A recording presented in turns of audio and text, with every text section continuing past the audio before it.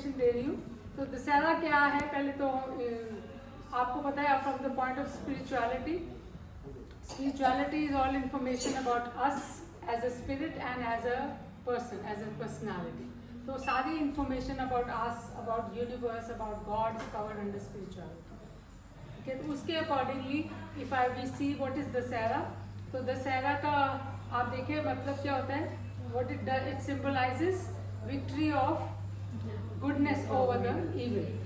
ठीक है ना, तो ये सबको पता ही है। तो अब आप देखिए Dussehra, when we look at the name, Dussehra means 10। आपने देखा रावण के कितने हेड्स हैं, 10, राइट। तो वो 10 हेड्स जो हैं वो सिंबलाइज करते हैं about the 10 evils that we all have within us. ठीक है, तो वो दशहरा में 10 इविल्स जो हमारे अंदर होते हैं उसको जब वो हटता है तो उसको सेलिब्रेट करते हैं, and that is the occasion when we call it Dussehra. ठीक है, तो 10 इविल्स कौन से हैं हमारे अंदर, काम, क्रोध, लोभ, मोह, मद, मत्सर, देन अहंकार, lust, fear and ego. These are the 10। ठीक है, तो ये 10 हमारे अंदर, सबके अंदर है, सबके अंदर है। तो अभी आप देखिए कि अगर हम देखें रिगार्डिंग फर्स्ट काम which is the desire, desire से सारी प्रॉब्लम स्टार्ट होती है। सो होता क्या है कि हम कुछ डिज़ायर करते हैं, I want this, I want that, material things, और आई वांट सम रिलेशनशिप्स और व्हाटएवर। तो जब हमें सक्सेस मिलती है तो हम बहुत खुश होते हैं। तो सक्सेस से क्या होता है, when we are very happy we want it more, you know, because अब हमारे को एक चीज़ मिल गई, फिर हमारे को पहले होंडा मिल गई, फिर हमारे को मर्सिडीज चाहिए, फिर हमारे को उससे भी बड़ी चाहिए, मेरे को नाम नहीं आते। तो हाँ, तो इस तरह से वो हमारी डिज़ायर बढ़ती जाती है, बढ़ती जाती है।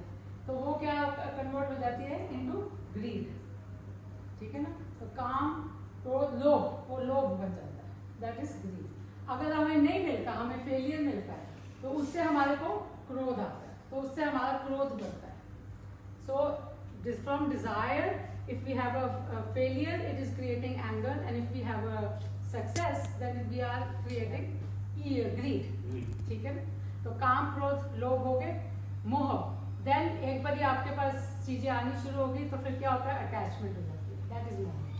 हमारे को और चीज़ों से, लोगों से अटैचमेंट जो होती हैं उसको मोह कहते हैं। वो भी हम सब में होते हैं, नेचुरल वे से होता है, क्योंकि जब हमारे पास चीज़ें आती हैं तो we get attach to them, not only to the things but also to the people. अच्छा, काम, क्रोध, लोभ, मोह। मद, मद इज प्राइड, एरोगेंस। ठीक है, तो प्राइड इज, हमारे पास चीज़ें होंगी तो हम दिखाएंगे ना, फिर हमारे को प्राउड तो होएंगे, तो हमारी प्राइड बढ़ती जाती है उससे, तो मद हो जाता है। मत्सर इज जेलसी, नेचुरली अब जेलसी भी आनी है, उसको देखा उसके पास मर्सिडीज है, मेरे पास होंडा है, तो जेलसी भी आनी है। सो इस तरह से हमारे अंदर अब जेलसी भी बढ़ती जा रही है। सो काम, क्रोध, लोभ, मोह, मद, मत्सर, अहंकार, अहंकार इज एरोगेंस, एरोगेंस भी आ जाता है ना। It is very natural that once we have the things and we are very proud of it, then we are also arrogant, right? We snub other people also because हम सोचते हैं हम तो बहुत बांके खान है, बादशाह खान है, हमारे जैसा स्मार्ट और इंटेलिजेंट बंदा है ही नहीं इस दुनिया में। So that is the arrogance. ठीक है, so काम, क्रोध, लोभ, मोह, मद, मत्सर, अहंकार, and then lust.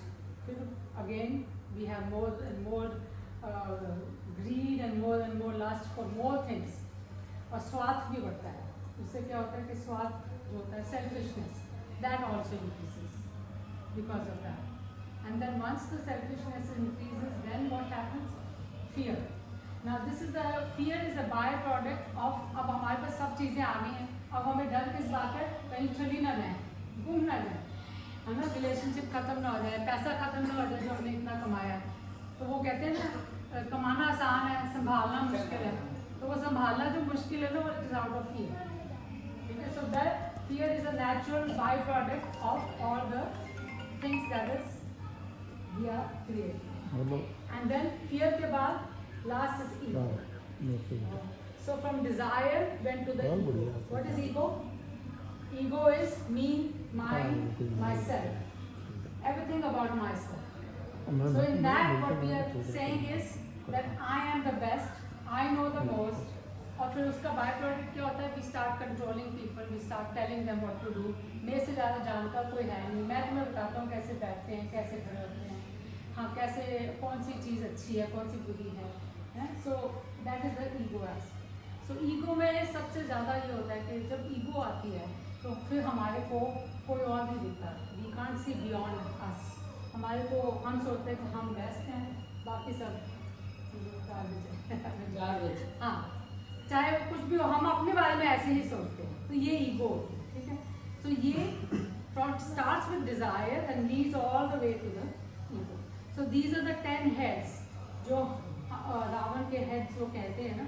So that is the 10 heads of the Ravan जो डिस्ट्रॉय होते हैं from the Ravan. Now what is the Ravan and what is Ravan? Is the individual which has one track mind full of ego. Mind which is full of ego is Ravan. जिस भी person का mind ego से भरा होता है and having all those 10 heads, that person is known to be a Ravan. So one track mind. Ravan symbolizes the mind full of ego.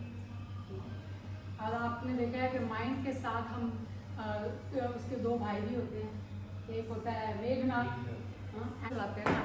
तो मेघनाथ जो है that symbolizes the cloud of negativity and.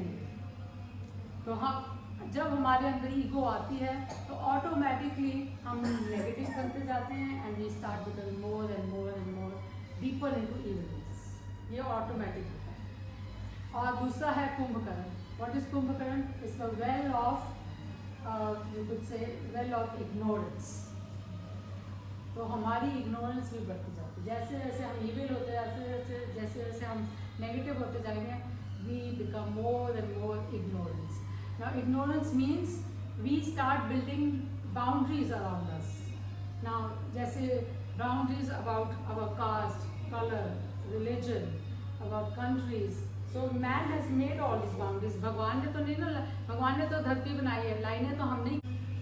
So well of ignorance keeps on increasing because we start building so many boundaries around us, and that is what. And the man has bound himself only. ये नहीं है कि किसी और ने आके boundaries के लिए, हर इंसान ने ही boundaries बनाई हैं और फिर वो उन boundaries के लिए लड़ी जा रहे हैं. Wars जितने हो रहे हैं वो किस लिए हो रहे हैं? ह्यूमन बीइंग तो सेम है, कॉन्शियसनेस भी सेम है, लेकिन लड़ाई कौन कर रहे हैं? वही bound. Because of those boundaries that we created. My religion is better than yours, my colour is better than yours, my culture is better than yours, my country is better than yours. So that is the Ravan and Kumbhakarna and Meghnath. तो जब हम कहते हैं कि हमने रावण जलाना है, अभी जैसे आया ना रावण जलाना है, तो रावण जलाने का मतलब क्या होता है? आपको याद है कि जब हमारे को रावण को मारना था, तो what how did Rama get, what is Rama? Then let me explain Rama. Rama is जो रोम में बसा हुआ, and that symbolises consciousness. One energies, आत्मा, परमात्मा जिसको हम कहते हैं हर जगह बसा हुआ है, उसको हम राम के नाम से कहते हैं. वो रमा हुआ है, हर जगह रमा हुआ है. तो जब राम ने रावण को मारना था तो उसने किसकी हेल्प ली थी? विभीषण की, right. And Vibhishan symbolizes voice of your own consciousness. अगर आपने अपने आप के अंदर से जो 10 evil हैं, devils हैं, उनको मारना है, तो then you have to take help of your own voice of your own consciousness. Voice of your own consciousness or voice of your own higher self, or कह दो भगवान, God's voice, whatever you want to call it, it doesn't matter. But you have to take help. You have to start listening to your own voice of consciousness so you can remove those evils within you. ठीक है. सो विभीषण ने क्या कहा था कि रावण को मारने के लिए उसकी नाभि में तीर मारना पड़ेगा, उसको खत्म करना पड़ेगा, राइट. नाभि में क्या होता है? इट इज आवर मणिपुर चक्र, इज कॉल्ड मणि. उसने कहा था ना यहाँ पे मणि है उसके, जिसको तीर मारोगे तो उसको भेदोगे तो फिर वो मर जाएगा. तो मणिपुर चक्र यहाँ पे हमारा होता है, और मणिपुर चक्र के अंदर ही हमारी, it is the centre of our ego. That is the centre of our ego, नाभि के ऊपर। तो जब वो नाभि को भेदते हैं उस तब हमारी जो ईगो है वो खत्म होती है। और नाभि को कौन भेजता है? Our own consciousness. सो हम जब अपनी कॉन्शियसनेस को रेज करते हैं थ्रू मेडिटेशन और थ्रू अदर प्रेयर्स और जो भी हम पूजा पाठ करते हैं, तो उससे हमारी ईगो खत्म होने लगती है। But the main thing is हम पूजा पाठ तो बहुत करते हैं, लेकिन फिर सुबह पूजा पाठ की, दोपहर को बाहर गए, वहाँ जाके फिर कोई गलती कर दी, जैसे जेलसी या काम या क्रोध या कुछ भी कर दिया, तो वो क्या हुआ, तो जितनी पूजा पाठ से एनर्जी हाई हुई थी वो दोपहर तक नीचे आ गई। फिर तो बस यही होता है, यो ही हो रहा है, ऊपर नीचे, तभी हमारी प्रोग्रेस नहीं होती है। सो अगर हम अपने आप को वॉच करने लग जाए, माइंड को वॉच करने लग जाए और देखें कि हमारे अंदर क्या पैदा हो रहा है और हमें उसको कैसे रोकना चाहिए, मतलब अगर आप अवेयरनेस भी बन जाएगी ना, तो अपना आप वो रुकना शुरू हो जाएगा। बिकॉज अवेयरनेस इज, क्योंकि हम अनकॉन्शियसली सब करते हैं, गुस्सा आया तो ये अनकॉन्शियसली भी है इरप्टिंग। तो अगर हम कॉन्शियस होकर उसको वॉच करेंगे तो it will go away, it will dissipate by itself. So that is how the way to cleanse yourself, that is called mindfulness. Mindfulness से हम अपनी सफाई कर सकते हैं, ठीक है। तो वो जब नाभि को भेजते हैं तभी वो रावण मरता है। सो ये symbolizes Dussehra, that means killing the 10 evils within our own self। 10 हरा, जिसको 10 evils को जो हर लेता है, which is the consciousness, our own consciousness of the divine power, that is, and it is symbolizes the celebration of or the victory of goodness over the evil। So this is what I want to talk about regarding the Dasahara। This is what actually it means। हमारी ये सब बातें वेदास वेदांतास में लिखी हुई हैं, but हम लोगों को एक तो संस्कृत में लिखी हैं, एक डिफिकल्ट लगती हैं, कोई पढ़ता भी नहीं है, पढ़ते भी हैं तो समझ नहीं आती। So trying to just explain it in a simpler way. तो बस यही दशहरे के बारे में था।